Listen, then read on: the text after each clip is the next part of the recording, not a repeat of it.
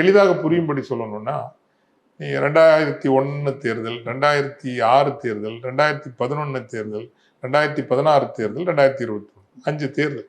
இந்த 5 தேர்தல்களையும் ஒரு கணக்கில் எடுத்துக்கோங்க. இந்த 5 தேர்தல்களிலும் 15% அதிகமாக வாக்கு வேறுபாட்டில் அண்ணா திராவிட முன்னேற்ற கழகம் வென்ற தொகுதிகள் 27.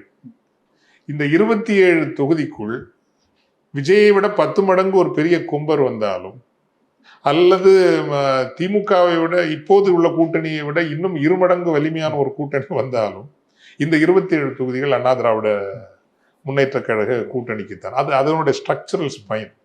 ஒரு 40 வருஷத்துக்கு மேல அந்த கட்சி அங்கு செய்த முதலீடு, அங்க இருக்கக்கூடிய சமூகங்களினுடைய அண்ணா திராவிட முன்னேற்ற கழகம் சார்ந்த இணைவு, அந்த கட்சி செய்த திட்டங்களாக இருக்கலாம், இப்படி பல விஷயங்கள் சேர்ந்தா ஒரு ஸ்ட்ரக்சரல் ஸ்பைன் உருவாகுது.